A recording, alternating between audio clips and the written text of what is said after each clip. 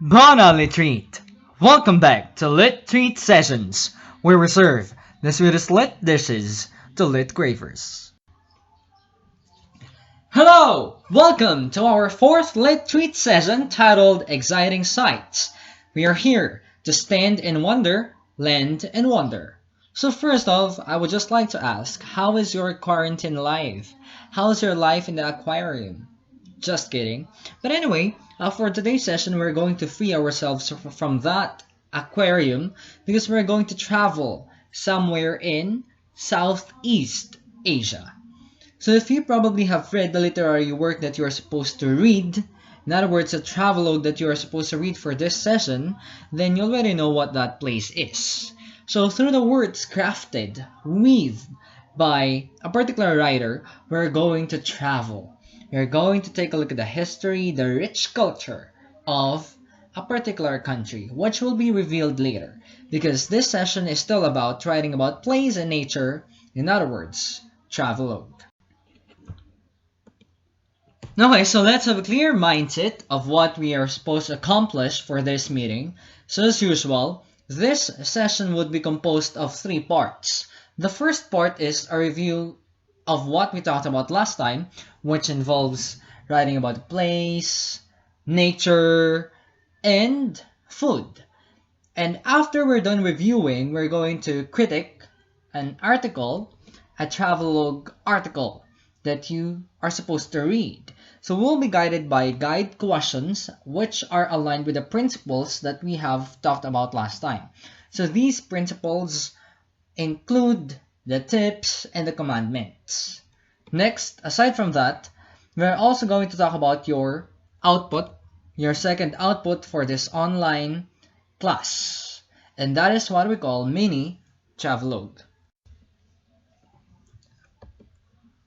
Okay, some instructions for our review session. Since you will be tasked to create a mini travelogue aligned with the principles and tips we have discussed last time, you have to master the do's and don'ts of writing a travelogue. Press the button of the correct answer. Again, the purpose of this review session is for us to embody the principles of writing travelogue. So make sure that you know the do's and don'ts. So you still have time to pause this video and recapitulate the concepts that we have talked about last time. Number 1. Which of the following followed one of the tips in nature writing? 1. Jenny wrote an article about the beauty of the mountains and she highlighted the mountain climbers. Next, number 2. Jenny highlighted the connection of the rocks, grass, and the stations in the mountain as she told her story. And number 3. Jenny included all the pieces of information she has mastered in her article about the Mount Mula. So you have 3 seconds to answer this question. Okay, before we reveal the answer, let us process. Tingnan nga natin dyan, alin sa tatlo ang nag-violate doon sa tip natin last time, which says, stories don't have to be about humans. Diba? You can treat other entities in traveling or in nature as the characters. Say for instance, we can consider the rock, the tree, the birds as the characters, not just mere humans. Pero alin dyan, ang bida, yung mga tao pa rin. So it's obviously number 1. Since that said, we only have 2 options, 2 and 3, and which is the correct answer? Sige, let's process na naman. Alin dyan ang nung sinulat niya, parang bida-bida siya. Yung alam na alam niya lahat. Diba? That is number 3. However, in terms of nature writing, that shouldn't be the case because you have to write as an amateur. So the correct answer then is number 2. Correct. Next. Which of the following followed one of the tips in travel writing? Number 1. Melanie told her hiking experience primarily as a traveler, secondary, a writer. Next, number 2. Melanie told the readers that she struggled to climb a certain mountain, and did not give takeaways. Next, number 3. Melanie made hiking activity more interesting as she included a unique ritual practice to be performed. So you have time to answer this question.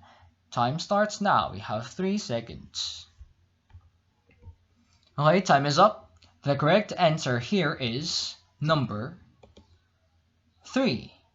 Melanie made hiking activity more interesting because she made a mundane activity, an ordinary activity, seem like it's extraordinary kasi may bago. However, the two violated it. Because one, halimbawa yung sa number 2, ang mali naman dun kanina ay she did not give takeaways. That means walang lesson na tinuro. And for number 1, the writer wrote as more of a traveler than a writer. Diba dapat baliktad yun? We have to write as writers, not as travelers. Hence, we have to prioritize the storytelling and its technique. Next, number 3. Which of the following portrays food writing the best? Number 1, it must focus on the taste and aesthetics of the food to entice the readers to visit the place. Number 2, it has to highlight the photos as readers would be encouraged to read more. Number 3, it has to establish connection on how the food represents the culture and preferences of the people. So obviously the correct answer here is number 3. Since food represents culture itself. So this has to draw connection, or food writing hence has to draw connection between the culture and the food. Diba? Halimbawa dito sa Philippines, pandesal is not our own original bread, but we made it our own. Diba? Which represents something a part of our culture. So you can read more on that. Okay, so that's it for our review session. Now for our introduction, let's talk about a country that the Travelogue writer that we are to discuss today, that we're to talk about today, visited. So that country has this flag. And this flag is actually unique because this is the only flag which has a building on it.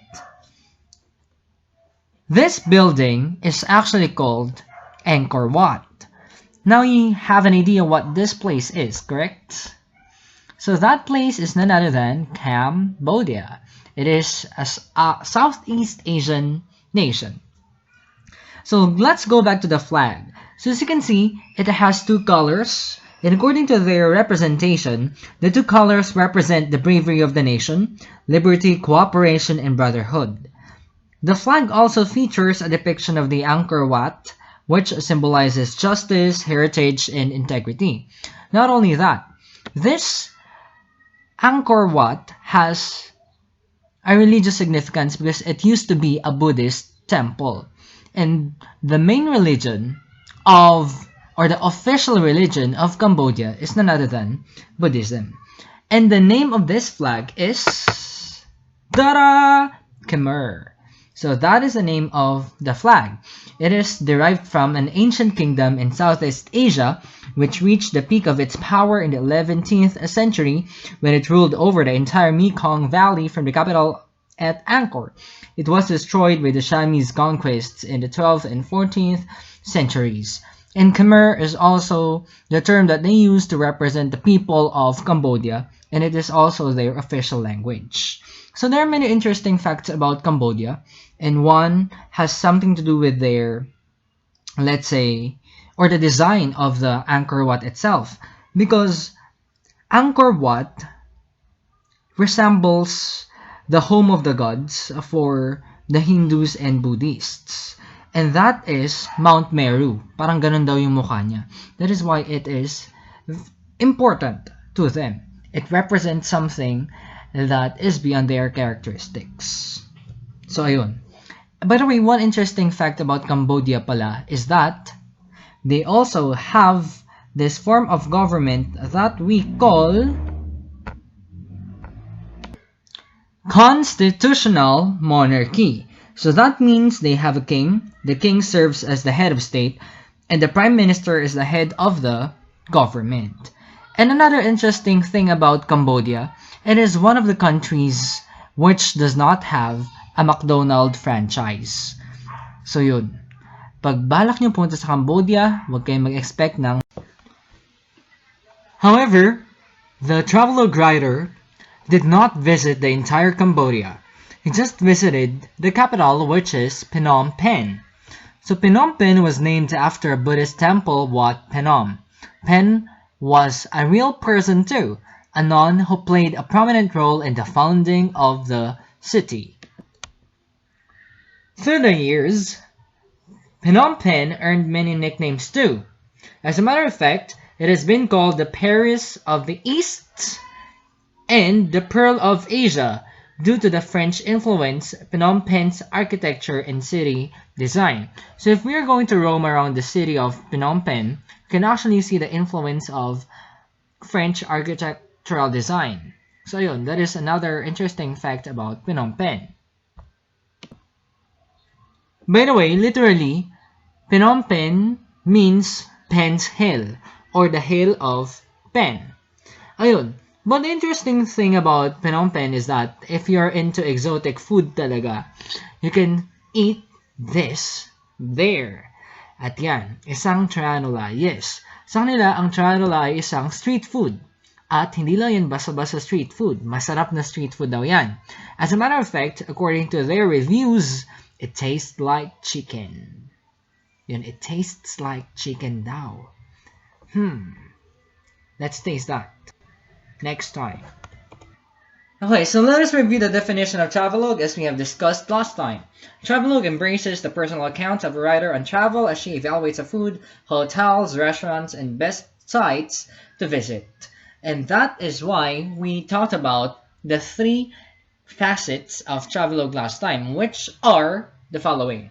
Number 1, nature writing. Next, travel writing. And number 3, food writing. Okay, let us now talk about the travelogue that we are supposed to criticize. Okay, the travelogue, 10 Local Secrets in Phnom Penh, details the experiences of Arvis Katron in his journey towards Cambodia's capital. It includes his overall encounters in a place for a month. So he stayed there for a month, and he summarized his experiences by giving us 10 local secrets. So dun pa lang sa title, it actually gives the readers a promise, and that is, there are things that you have to know if in case you're interested to visit Cambodia, particularly Phnom Penh. So later we'll be answering guide questions aligned with the discussion last time. Titignan natin if this strategy that the writer used is effective.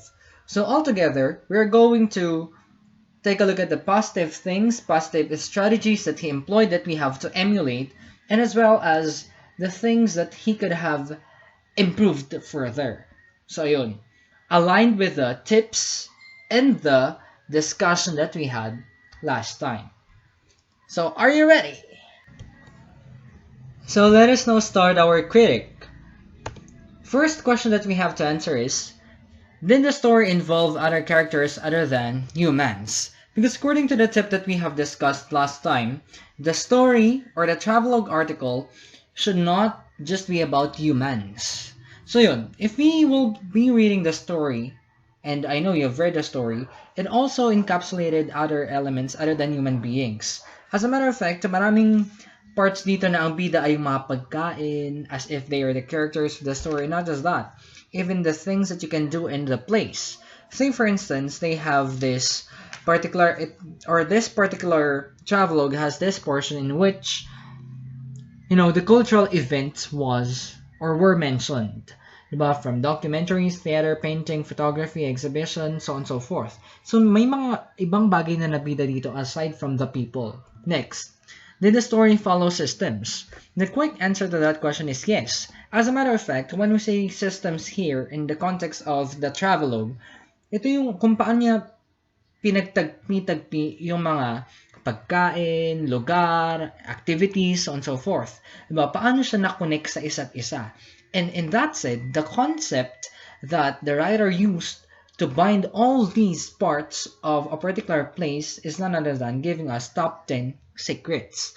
So yun yung naging sistema niya ng pagsusulat para ma-bind yung magkakaibang parts ng society na yun or ng place na yun, from the places themselves, the activities that you can do, so on and so forth.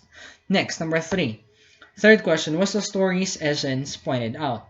So just like what we have mentioned a while ago, this gives us an assumption that the story promises something to us. Diba? However, the story's essence, kung para saan siya, it was not explicitly stated, other than it would interest you if you would like to go to Phnom Penh. However, if you're not going to travel there, this might not be of interest to you. So I feel like the essence could have been elaborated more. Next, fourth question. Was the first person used strategically? So, in the story, obviously, it's a yes. Or in the Travelogue article, the first person was used strategically talaga. Because if you're going to read it, the writer gets very personal na nakaka-relate talaga yung readers. As a matter of fact, there is actually a portion here in which he mentioned that yung budget niya kulang. Or his budget cannot actually afford pricey products, so on and so forth.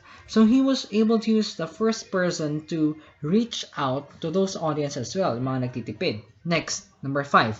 Did the writer write as an amateur? So the precise answer, the direct answer for this is yes. He wrote as an amateur, and that is a good thing. Although, this title promises that he knows a lot of things. Pero bago niya establish yung mga tips na yun, he actually mentioned that he had been to Cambodia before. However, he failed to realize some things. So yun, he started with the concept of an amateur at yun ay, yung meron siyang mga hindi nalaman, and not just that. He also acknowledged those people who guided him in the journey, and that shows he wrote as an amateur. Mas okay yun kasi that means mas maabot niya yung audience. Next, number 6. Was humor used effectively? So, I was just looking for a little bit of humor in the story, but in the context of this, in the context of his travelogue, hindi naman siya ganun ka-heavy. So, humor is not needed to not bore the readers. So, although there is a lack of humor, it is some sort of appropriate na rin in the overall tone of his story. Next, number 7, was suspense built?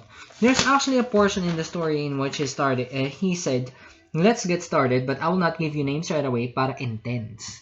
Ayun. However, yung strategy niya kasi nagbigay nga siya ng one tip at a time. So that is actually the part in which it built a suspense, but it did not actually consider a plot. So it could have been better if he used a certain plot. Pero lumalabas dito na parang ang ginamit niyang plot ay, since paiba-iba ito, man in a road. Parang ganun. However, it could have been improved. Next, I'll flash the 4 questions. Was travel writing regarded as a quest? Yes. So parang may journey pa rin siya kahit na hindi talaga ganoon kakwento. Next, kasi nga parang pinakita niya sa atin kung magkano yung mga budget for a specific meal. So yun.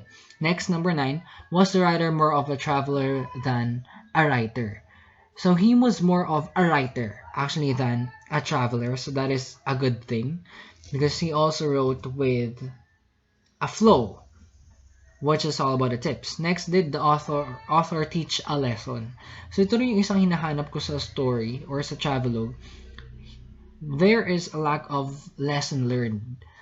Kasi that may ganung perspective sana ang travelogue eh. Yung at the end of the session or at the end of the article, you would be able to teach something to your audience. Yun yung isang bagay na kulang. Next, 11, were ordinary things made extraordinary? Yes. Since he mentioned some cultural aspect in Cambodia that is not practiced somewhere else, and the unique food also. So, ordinary things made extraordinary, lalo na sa street food. And next, did the writer highlight an inner journey that he has encountered? So again, ito yung isa ring bagay na hinahanap ko in the story. Sayang, kulang, maganda, mas may ikaganda pa sana.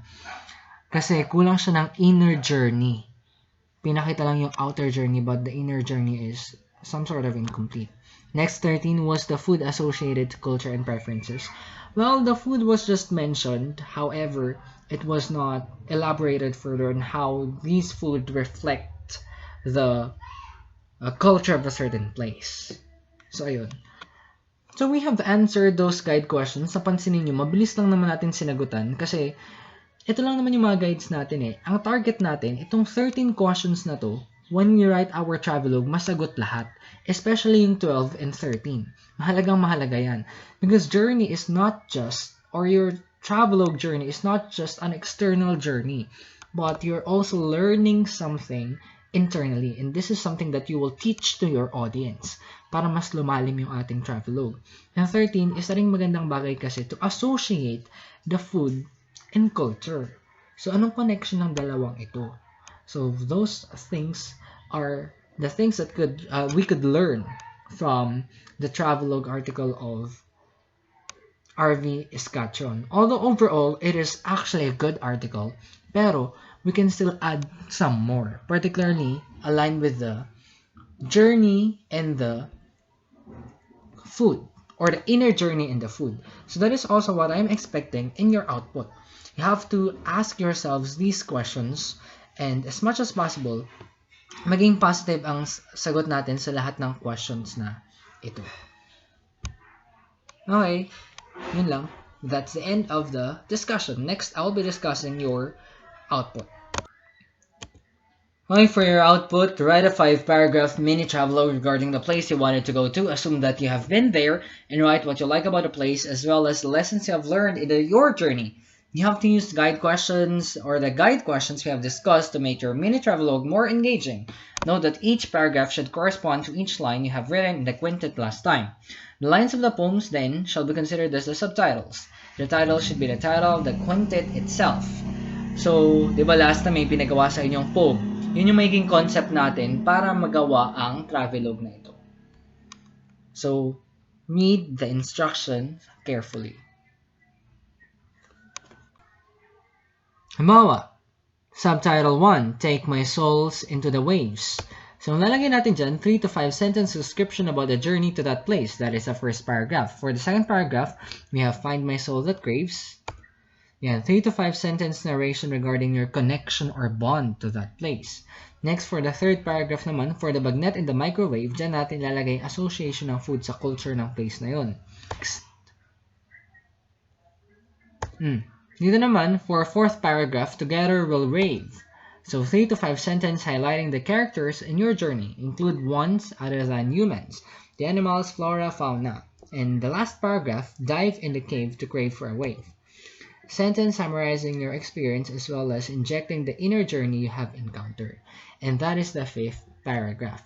So kailangan yung ginawa ninyong poem last time, yun yung gagawin ninyong guide para masulat itong story na ito. Or itong mini travelogue na ito. And by the way, here is how you will be graded.